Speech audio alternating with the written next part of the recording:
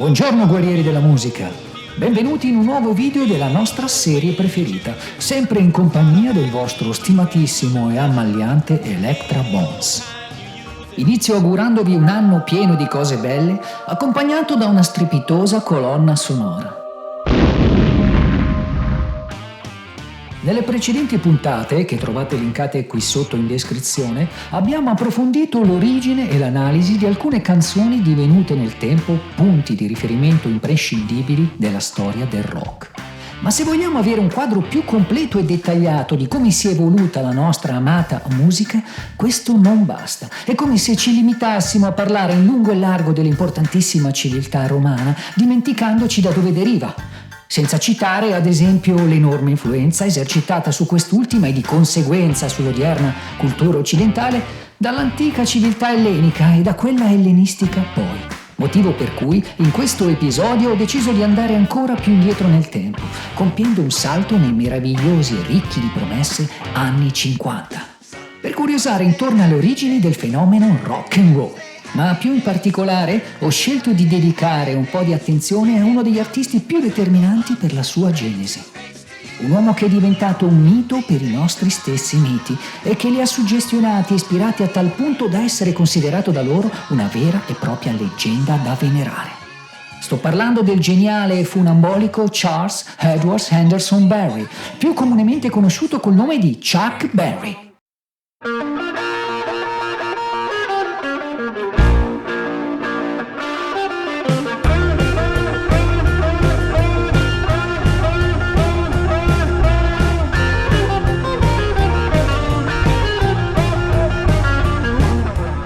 Forse l'intro più famosa della storia?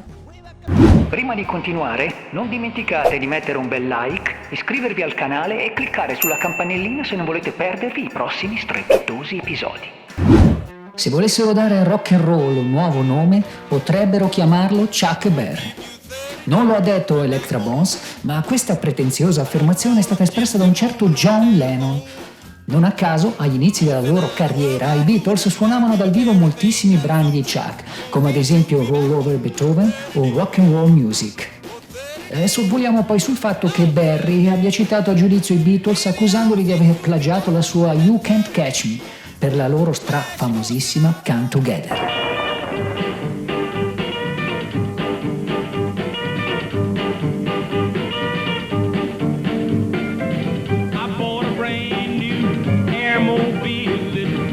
Pur di fare il grano, Chuck avrebbe venduto anche le chitarre. Degli altri, naturalmente. Sì, era un po' un mascalzoncello. Vi cito giusto un altro famoso aneddoto. In primis per sottolineare ancora quanto fosse ammirato dagli altri giganti della musica cresciuti e influenzati dalle sue canzoni. E in secondo luogo per mostrare il carattere burbero e spigoloso del nostro protagonista, autore dalla vita molto turbolenta e costellata da numerosi problemi avuti con la giustizia fin dall'adolescenza, come quando ad esempio venne incarcerato per aver compiuto 3 rapine a mano armata in negozi vari a Kansas City, anche se Chuck ci tenne sempre a ricordare che la pistola che aveva usato era in realtà un giocattolo. Passiamo ora all'episodio che vi ho accennato e ce lo facciamo raccontare da uno dei protagonisti, Keith Richards, chitarrista dei Rolling Stone, che non ha certo bisogno di presentazioni. Ero nel camerino di un suo show. A un certo punto si allontanò per andare a prendere l'incasso. Era un vero tirchio, che Dio lo benedica. La sua chitarra era lì, fuori dalla custodia, e mi sono detto: forza Kate, solo una toccatina. Un piccolo accordo di Mi. A quel punto Chuck rientra, mi vede e urla: nessuno tocca la mia chitarra, e mi sferra un pugno. Mi diverte troppo questo racconto. Torniamo a Johnny B. Goode. La canzone fu scritta nel 1955 ma pubblicata solo nel 1958.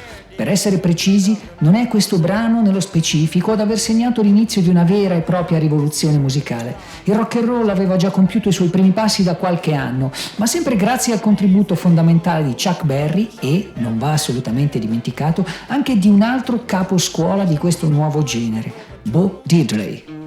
Eccolo con la sua caratteristica Cigar Box Guitar, chitarra a forma di scatola di sigari, che all'inizio della sua carriera, di quella di molti altri squattrinati bluesman, era costruita proprio con uno di questi astucci usati come cassa di risonanza. Tornando al nostro autore, se volessimo un brano maggiormente fondante, forse sarebbe più appropriato scegliere la sua prima pubblicazione e grande successo, Maybelline.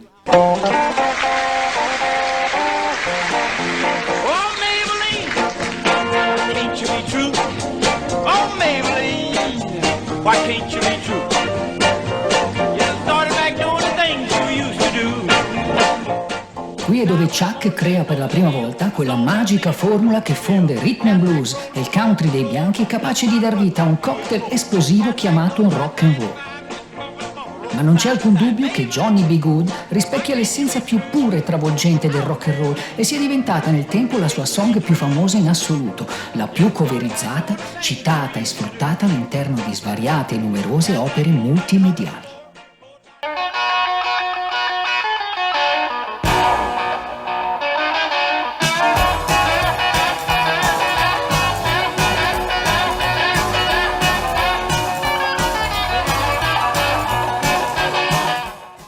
Nonostante il film Ritorno al futuro voglia farci credere che Chuck sia stato ispirato nella creazione del suo brano dall'esibizione di Marty McFly, riportata poi telefonicamente a Barry dal cugino Marvin, sembra invece che Chuck debba molto a livello di sound a un suo contemporaneo ed esattamente al suo pianista e stretto collaboratore chiamato per l'appunto Johnny Johnson.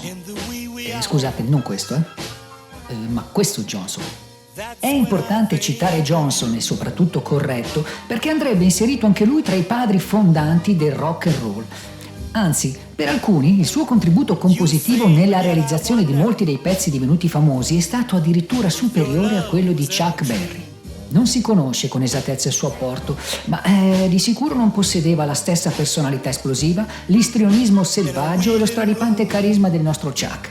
E a causa di ciò rimase dietro le quinte per molti anni, nonostante il suo importante lavoro. E si buttò in avanti, purtroppo per lui, solo nel novembre del 2000, quando fece causa a Berry, sostenendo di meritare crediti come compositore e royalties per almeno una dozzina di canzoni attribuite al solo Berry. Ma ormai era troppo tardi, erano passati troppi anni e il caso, proprio per questo motivo, fu archiviato. Solo in tarda età gli fu riconosciuto in parte il merito, venendo inserito nel 2001 nella Rock and Roll Hall of Fame, nella categoria Sideman, dopo una campagna portata avanti da diverse persone, tra cui il solito appassionato musicista Keith Richards. Johnny B. Goode. Una canzone stellare? Sì, un titolo da usare anche in senso stretto, perché prima per presentarvelo ho usato la parola immortale, ma non è un aggettivo così tanto buttato per fare scena. Johnny B. Goode è una delle sole 3 canzoni di genere e l'unica rock scelta per essere incisa nel Golden Record, insieme a opere famosissime di musica classica composte niente poco di meno che da Bach, Mozart e Beethoven, e insieme a diversi canti popolari celebri provenienti dalle culture di tutto il mondo.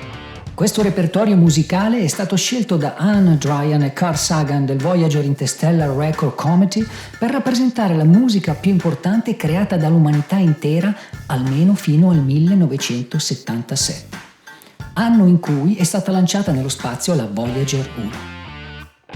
Nel momento in cui sto registrando, il Golden Record si trova a bordo di questa sonda spaziale che, dopo aver attraversato l'intero sistema solare, è ora entrata nello spazio interstellare, primo oggetto costruito dall'uomo ad averlo fatto, per dirigersi verso la costellazione dell'Ophiuco.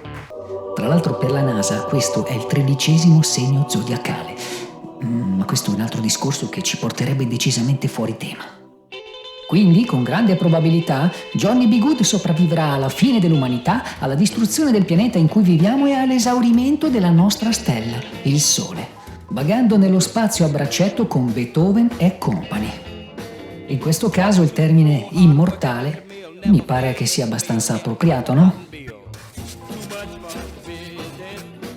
Partiamo dal titolo. Johnny B. Goode. Non è una proposizione grammaticale soggetto, verbo e aggettivo, ma un vero e proprio nome, anche se la pronuncia può ingannare. Goode è il nome della via dove è nato Chuck Berry, Goode Avenue a St. Louis nel Missouri. Infatti il testo pare proprio molto autobiografico.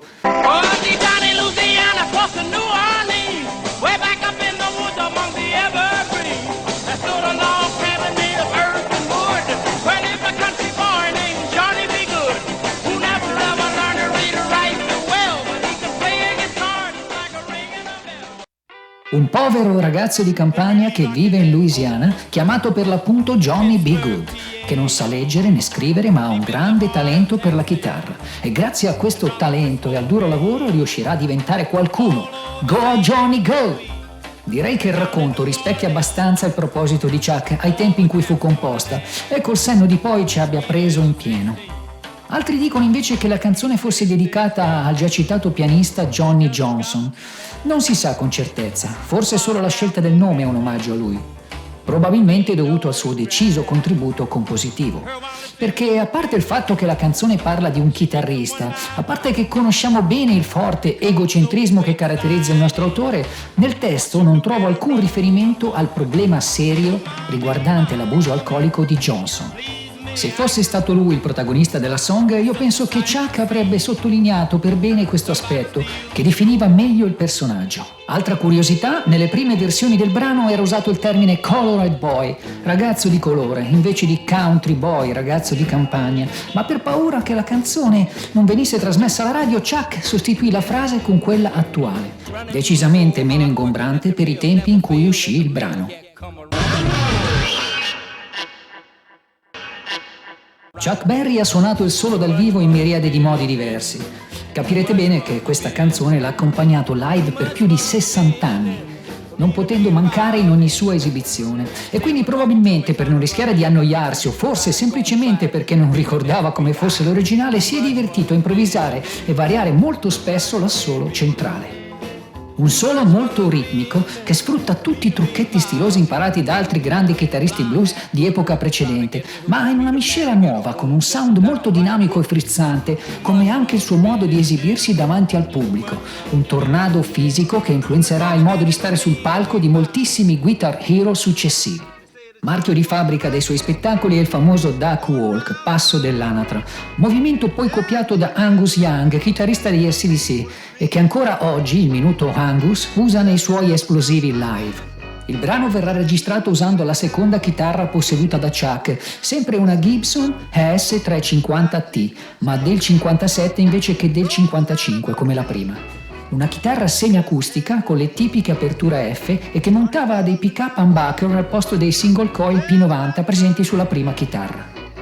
Pick-up che consentivano un suono dall'output ancora maggiore rispetto ai primi, che erano già rivoluzionari e dal suono più grosso per il tempo in cui uscirono. Col tempo questo modello di chitarra verrà poi sostituito da un'altra leggendaria semiacustica, sempre costruita da Gibson, la ES335. Che non ha certo bisogno di presentazioni per gli appassionati. Con Chuck la chitarra non è solo accompagnamento o solista, ma ispirato dalle big band dell'epoca diventa uno strumento quasi sinfonico e indubbiamente lo strumento simbolo del rock and roll prima e del rock successivamente.